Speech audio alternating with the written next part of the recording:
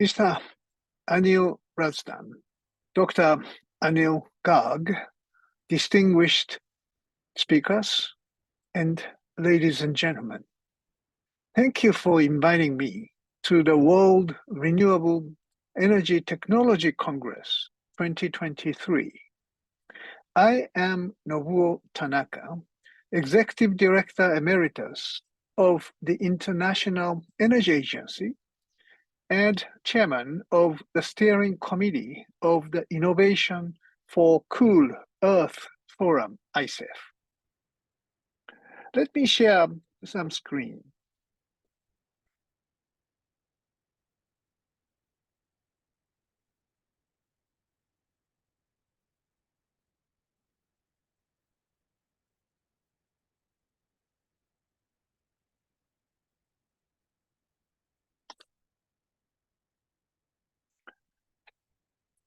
Fatih Birol, the IEA's current executive director, said that we are in the middle of the fast global energy crisis.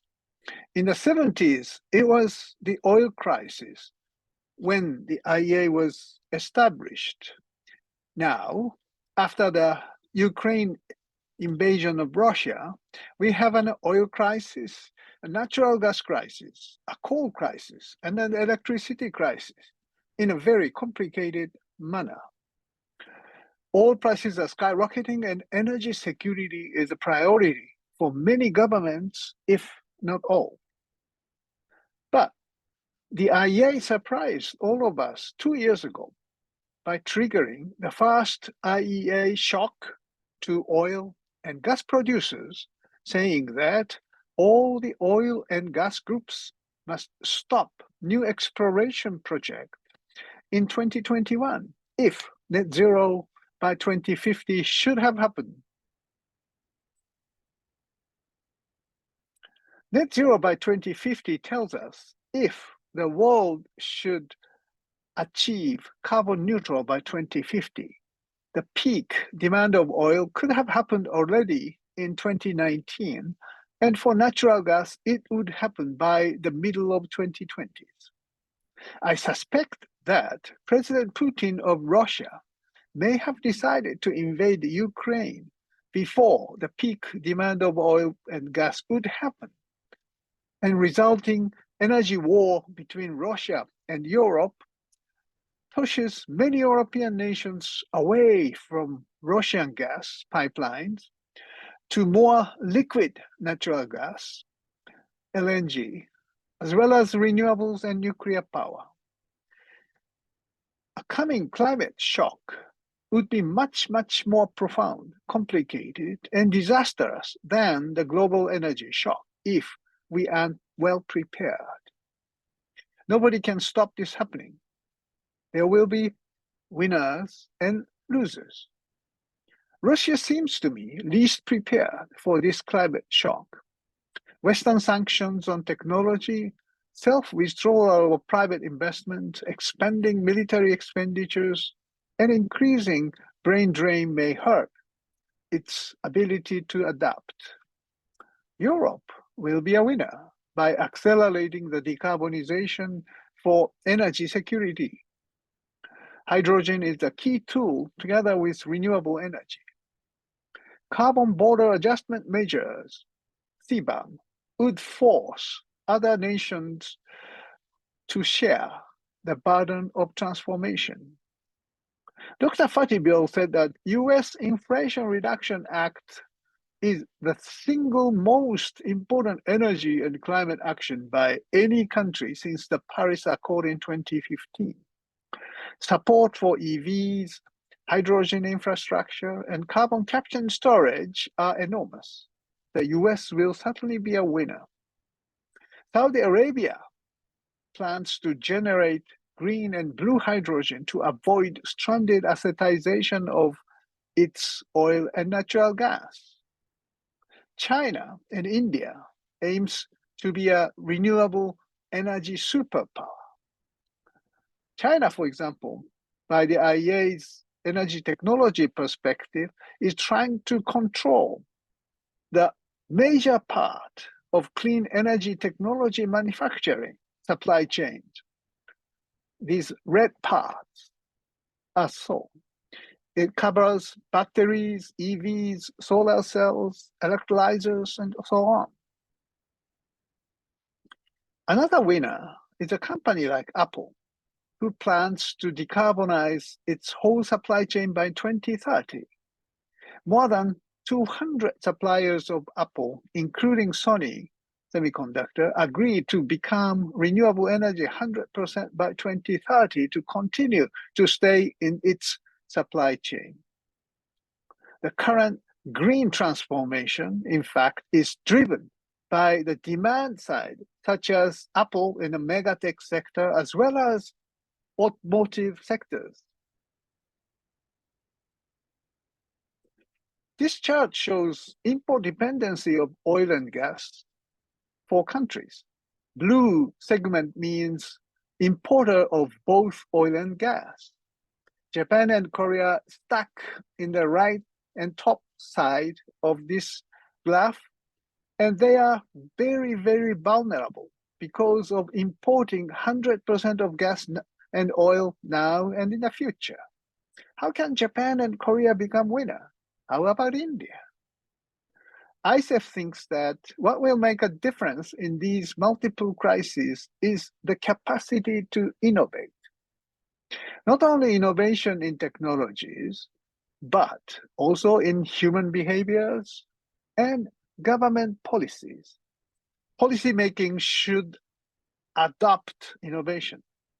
When energy geopolitics is so much heightened, energy security and energy transition must be pursued in a more balanced and rational manner.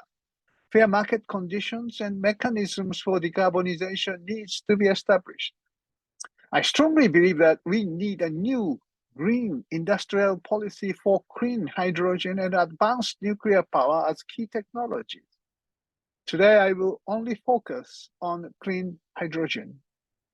Japan has been promoting hydrogen economy since 2014 with hydrogen fuel cell vehicle Toyota Mirai.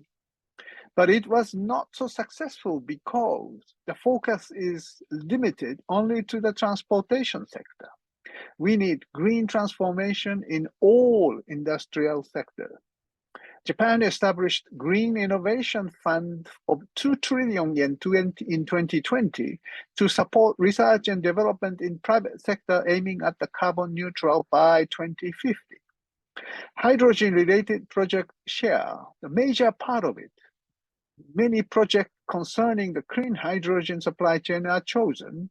For example, clean ammonia supply chain, advanced electrolysis technologies, liquid hydrogen transportation, direct reduction iron making, and so on. But this is not enough.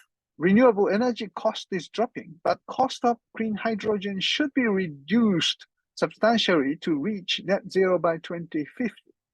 We need both green and blue hydrogen, and the government should establish global standards and regulation for clean hydrogen defined by objective carbon emission intensity. The IEA's recent proposal to the G7 energy and environment ministers in Sapporo would provide a good foundation. Without scaling up the production, lower prices may not happen. For that purpose, government should introduce measures for deployment. In fact, Japan will introduce carbon pricing by the hybrid of emission trading and carbon surcharge to utilities under the green transformation strategy. But explicit target of carbon cost levels should be announced sooner rather than later. We now observe the boost of hydrogen project after Russian invasion of Ukraine. The Inflation Reduction Act of US and rich tax credit for CCS is creating a blue hydrogen boom in the United States. Japan can lead establishing supply chain for clean hydrogen by 3 technologies of transportation and storage, namely liquefied hydrogen, methyl cyclohexane, MCH, and ammonia. A golden age of hydrogen is around the corner. Energy security paradigm will be very different in 2050. IEA's net zero scenario shows that 47% of energy trade will be critical minerals and 35% hydrogen in 2050 if net zero happens. How to secure the supply of lithium, cobalt, or copper is already a major concern of G7 countries. MCH may replace the strategic stockpile of petroleum as hydrogen strategic stocks. Green competitiveness is the key consideration for industrial strategies for many governments. The IEA analysis tells us that climate goals and innovation policies are driving new project announcements for energy-intensive commodities like iron and steel. But persistent cost competitiveness gaps indicate the need for strategic partnership and international collaboration. India may play a significant role with clean and cheap renewables. The IEA also indicates that future investment in energy-intensive industries is likely to favor regions with outstanding clean electricity and CCS potential in particular.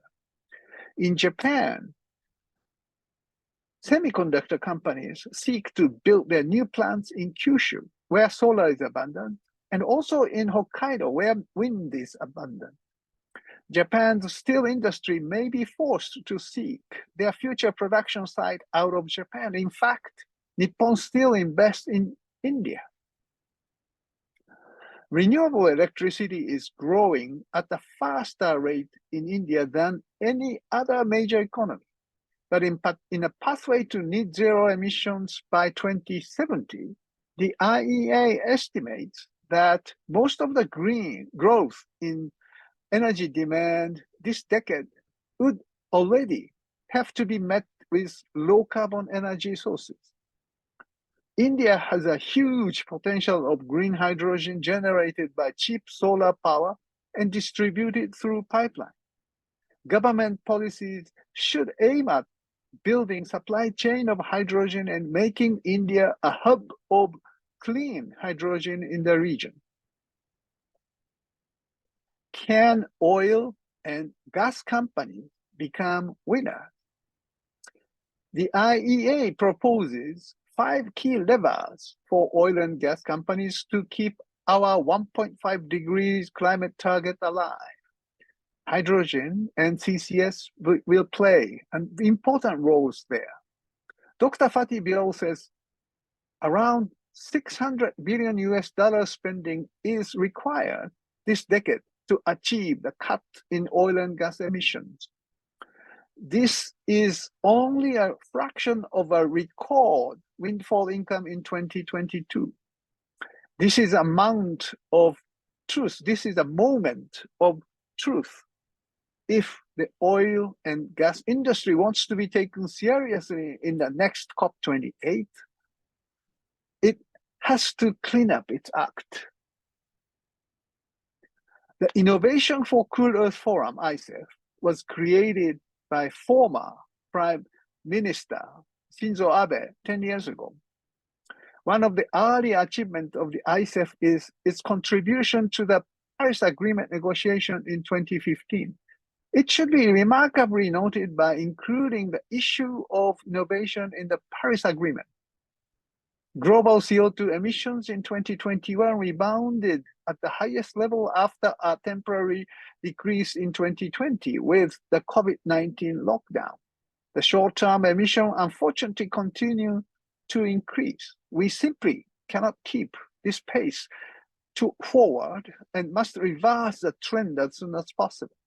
Last year, ICEF 2022 concluded that it becomes crystal clear that this decade up to 2030 is critical in order to deliver carbon neutrality by mid-century, and that we need to accelerate innovation and deployment.